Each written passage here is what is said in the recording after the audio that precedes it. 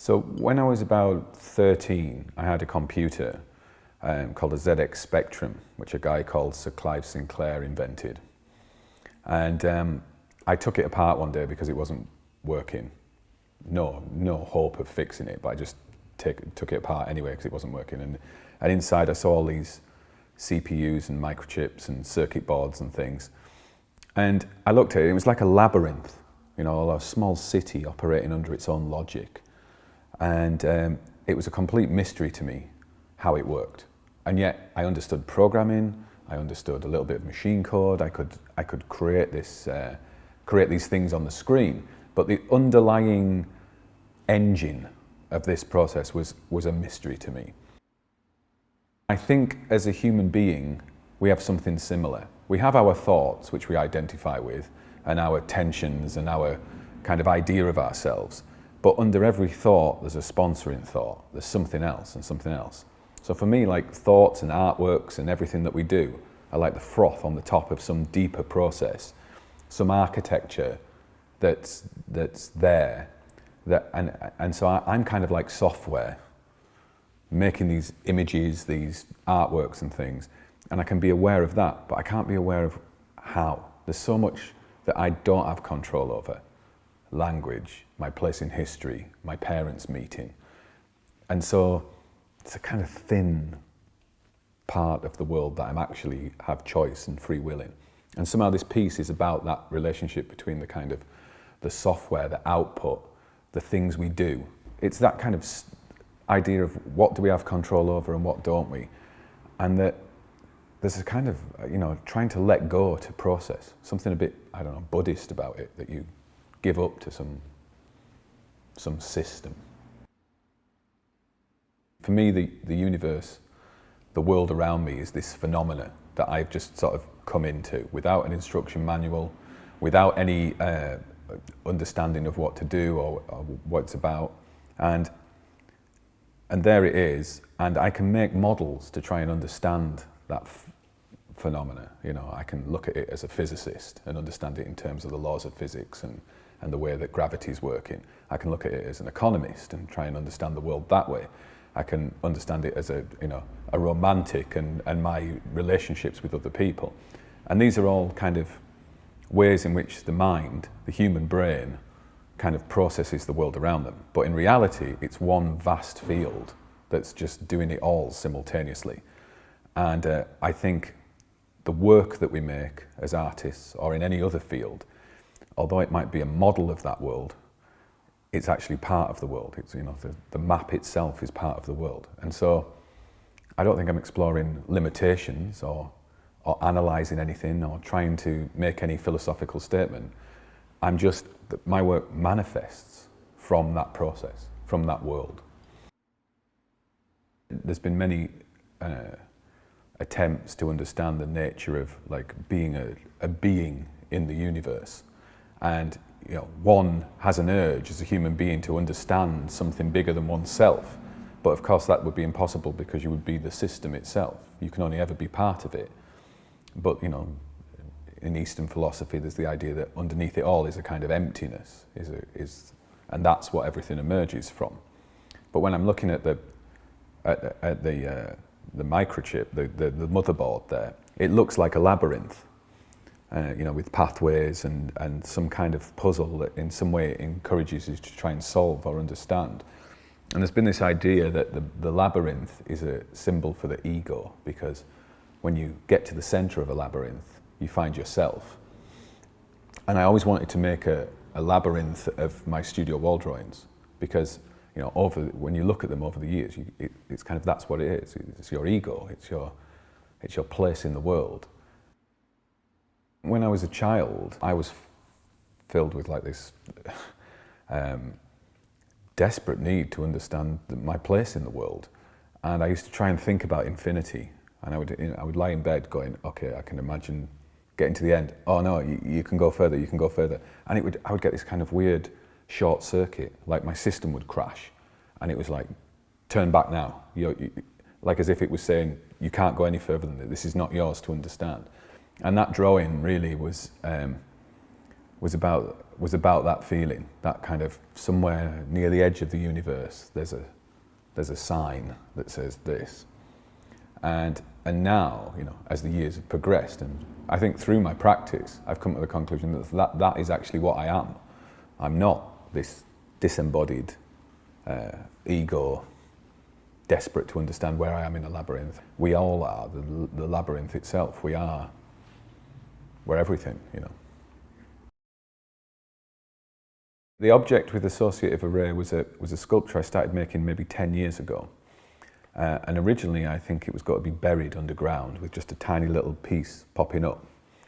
And then I scrapped that idea. And so I had this weird blob in the studio for like 3 years. And I didn't know what to do with it. And it was strange. It had rabbit ears sticking out of it, and it has a kind of pregnant whale, and it was just an amorphous rhizome, a root. And I thought, I'll start writing on the surface of this sculpture what the certain areas remind me of. So hare's ears, whale, shark's fin, and so on.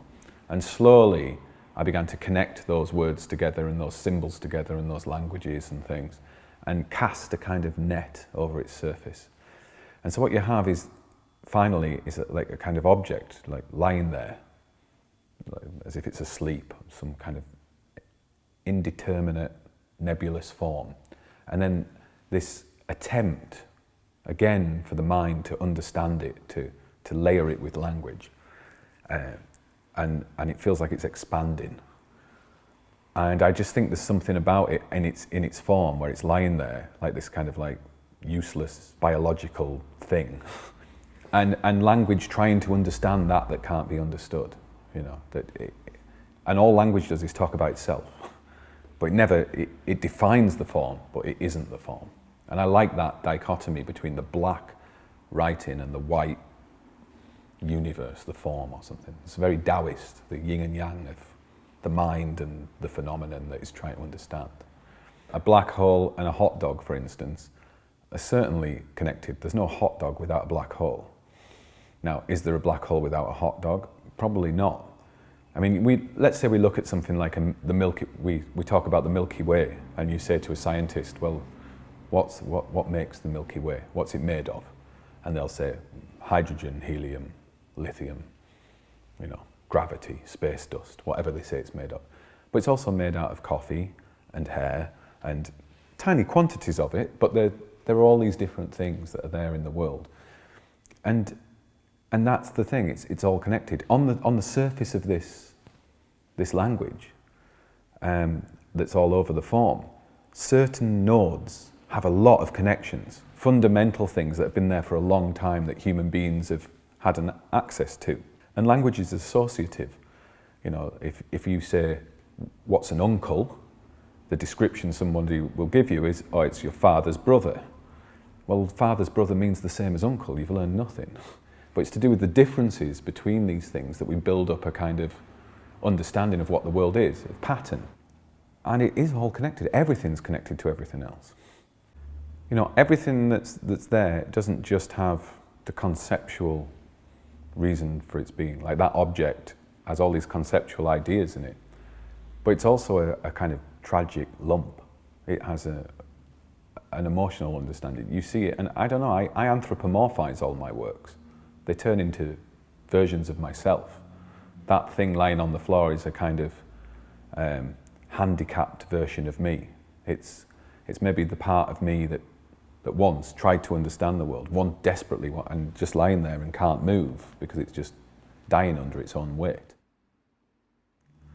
I don't really think about what the aim of my work is or what I'm doing it for. I consider the audience. I think, you know, I feel like I'm kind of doing a job.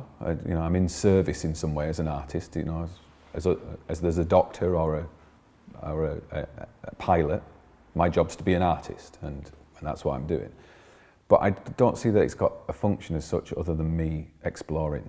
I mean, traditionally an artist would go out and have a certain sensitivity to the world, and if we go and see that artist's paintings, maybe we come out of that exhibition with a slightly more sensitive outlook on it or something.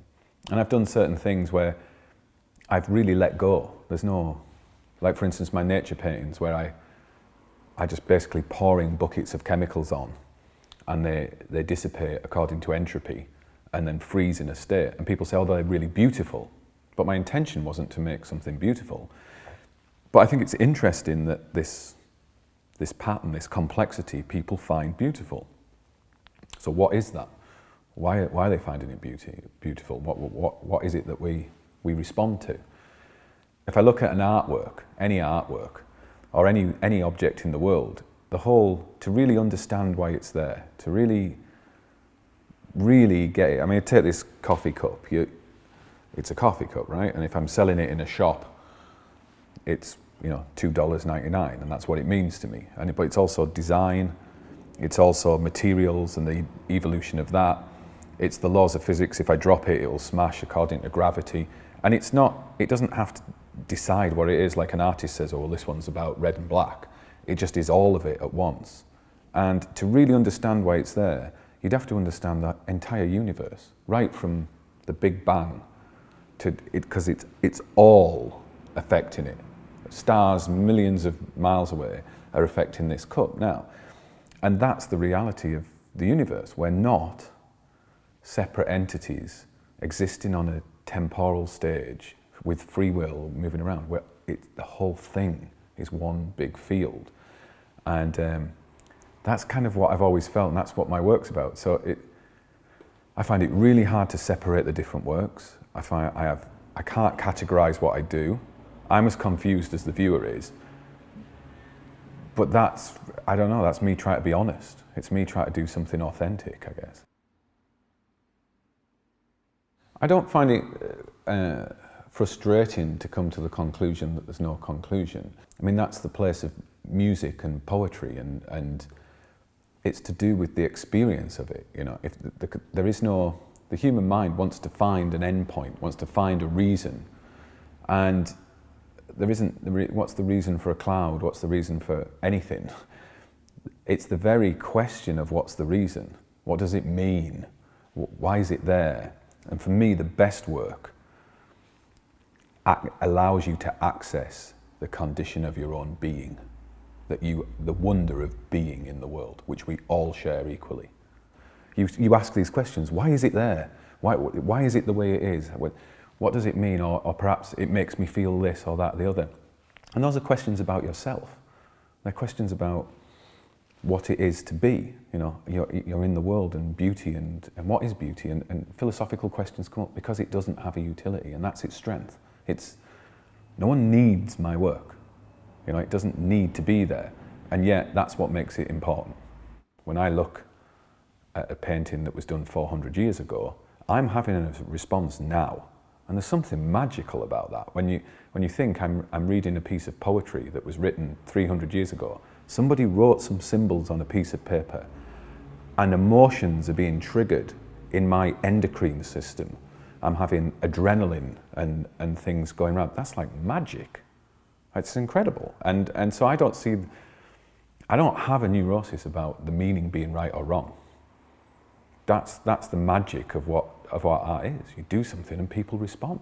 But to me, that's thrilling. That means it's bigger than me. So something's some kind of fluency. That's what you live for as an artist, Like, if you think about it, you have anxiety thinking, okay, I've got to make some work. It's kind of a bit stressful. When you're making the work, it's kind of quite hard. Showing the work, you're really exposed. You get a battering when you get a bad review and all that kind of stuff. So it's all pretty, funny. But the bit that's amazing is when you're creating something and it becomes bigger than you, and it starts teaching you about yourself. Instead of you controlling it, it says, no, I don't want to be what you want the work to be. I want to be something else. And you have to let go and start letting the work make you. And that's an amazing feeling. It's like, I don't know, you're like a jazz musician syncopating with something. And when you've got that, that's selfish of me, but that's like a great feeling. And more often than not, those are the works that other people respond to too, because you're like a pianist that's got fluent or something. And it doesn't happen all the time, but when it does, that's worth being an artist for, that feeling. That's my reward.